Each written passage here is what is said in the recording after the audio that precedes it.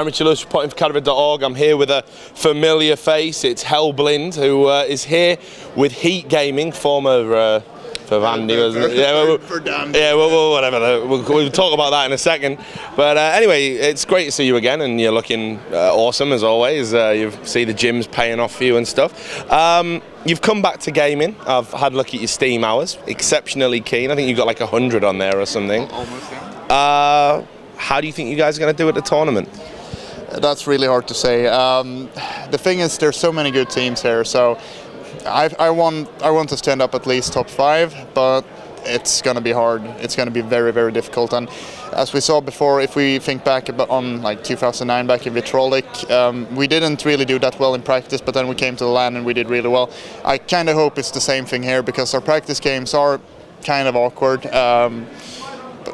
But we'll see. I think we could do a top 5 finish, but as long as we get top 8, I think we should be okay with that for the first event. But we will keep on playing. We've already decided that no matter what our results are here. So what happened with the whole Verdandi situation? Because obviously, you know, you were down there as Verdandi. I saw you as Verdandi. Everyone was talking about it. Blah, blah, blah, blah. Then you Heat Gaming. Like, what was it? Last minute poaching, or what happened? We had some. We started out in Verdandi, and let's just say that Heat came. They were both involved together with each other in a way. So the reason we kind of changed name was that Verdandi wasn't really ready as an organization, and we talked to Fisco about it as well, and we said that we need some kind of security, especially when you're going to LAN and we have people going for the tickets and stuff. So we told him that we needed something really stable, and he said that, well, we're interested in having a team as Heat Gaming then. And we said that we would be very interested in that. And we talked with no bad feelings with the guys from Verdandi. We've had a good open discussion about it as well, so there's no hard feelings, and I hope that they can get back on track as well once they have everything sorted out. Well, I got to ask as well, like, about just the Swedish scene in general, because it's, I don't know, whenever you guys come back together, I always kind of wonder how it's going to work out. You yourself are a player that's, you've hit some great heights. I think you've, you know, also scraped some lows as well at some points where things haven't been quite what you would have liked, like for example TCM when that reformed. And I think it's the same for Fifth La, and you guys have so much going on in your lives right now. How do you balance Source, and you know, how do you make time for it? I mean, is this, are you finding the balance finally, or what's going on? It's hard to find a balance. When we started out playing, we got Giftig as the last man. We changed him with Major. So, and Major, he was a great player, but I really wanted to play with Giftig again, because I have never played bad when I've had him in my team. So I thought it was a good change. But we had 4 weeks now to practice, and we did put in. We have had no social life basically the last 4 weeks. I've come home from work, and then I've been playing for 6-7 hours a day, playing over the weekends. We had 1 day off during these days, so that's kind of why we also got the 100 Steam hours. But we decided that for this LAN we need to get all the tactics done for all of the maps, which is a lot of maps. Yeah. But after this, we will kind of get the rocket approach, that when there's no LANs, you should take it easy and don't play that much. And then when it's time to play, when there's a LAN, a big LAN coming up, you practice. But what was it about this LAN? Because I've seen you now, like, I know how hard it is to quit doing something, like even when you want to, you know, like, I mean, you saw me at LAN 79, right? Like, you know, when I was at my absolute rock bottom. And I know how hard it is, and you're a guy who's like a DJ, you know, you're doing well for yourself. You say, right, that's enough of Source now, and you go away, and then you come back. And then I thought you were definitely out this last time, and here you are again. Was it this tournament, or do you feel you've got unfinished business? What brings you back to Source?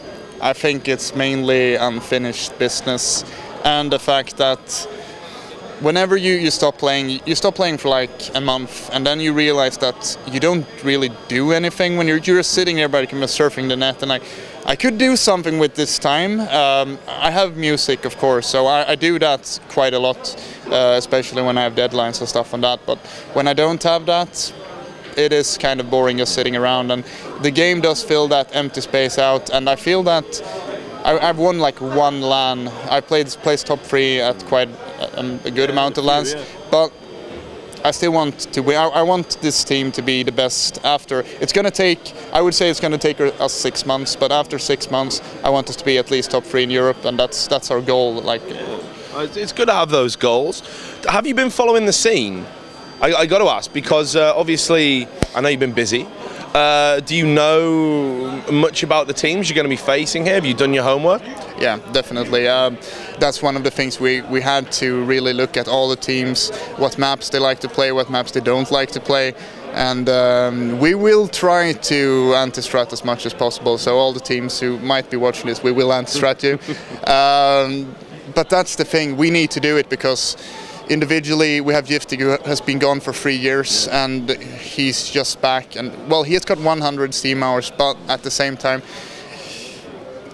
I'm not sure if it's going to be like, if you compare it to the very games players who've been playing for so long, there is a big difference there. And also Giftig has managed to get an infection in his arm because he played too much deathmatch. Wow. That is dedication, by the way, like an infected arm because of deathmatch. So he's on drugs and stuff as well. So that's just usual anyway. Yeah, it's good. But so I mean, like, who do you think's going to win then? I mean, you've done all this homework, so you must have a well-informed opinion. Your 2 picks, I would like to know, other than yourselves, who's going to win the tournament, and who do you think will be the dark horses? I think that Very Games will win it once again, but it's not going to be as easy as it has been in the past. I think it will be, I think it's going to be a best of 3, and it's going to be end up 2-1 or something like that with close games. As for the dark horse, I don't know if you could call Rocket the dark horse. They haven't really been showing themselves playing lately. Target Down might be doing well. 2-week boot camp. Yeah, and we have practiced against them quite a bit, and they still have stuff to learn. But okay, I'll say Target Down just for the fact that they will do good, but I don't think they will get top 3, but top 5 potentially. That's still a big achievement for them. What about in terms of teams you think are going to flop? I know you're never shy about saying this stuff, and you've become more diplomatic lately. Actually, yeah, I saw you sticking up for the Spaniards. I haven't let that one slide. But yeah, but usually you used to be a guy who loved to say, you know, you're going to do bad. So who's doing bad this event? The Germans. They will do bad, I know that. You mean Logics? Yeah. As in the actual Germans, not the German teams, like MTW and Mouse. The Logics or whatever they're called, they will lose very quickly.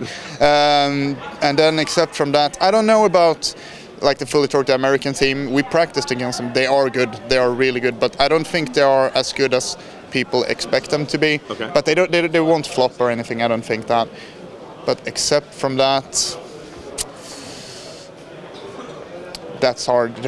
Yeah, I know. Yeah, but to be fair, the Germans and maybe Mouse Sports. Yeah, now we're getting to it. Yeah. Any particular reason why you think them? Well, I looked at their Steam hours, and they haven't really been practicing seriously enough. That's what we have them in the groups as well, and we are very happy that we got Mouse Sports in the group because they are the team that we think we can beat the easiest kind of yeah. But at the same time, they have so many good individual players. So if they have practiced enough, they will do well. But if they haven't, I can see them doing not as well. Okay, well, last question. I know that was a difficult one for you. You handled it very well. CS Global Offensive, I'm asking everyone about that 1.6 source, whatever you play.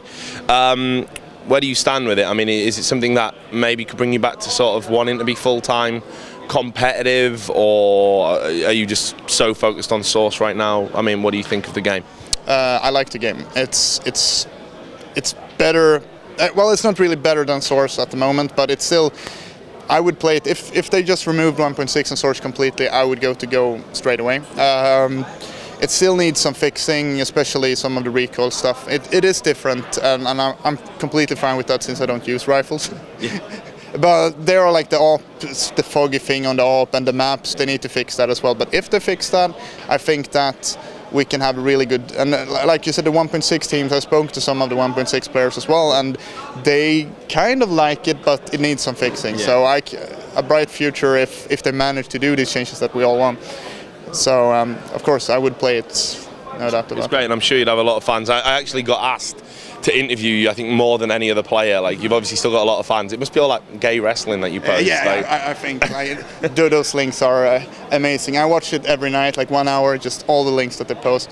So good. And just to let you plug your DJ and stuff, have you still got the website and all that going? You still uploading your mixes? Yeah, it's it's www.helblinde.se, so check it out.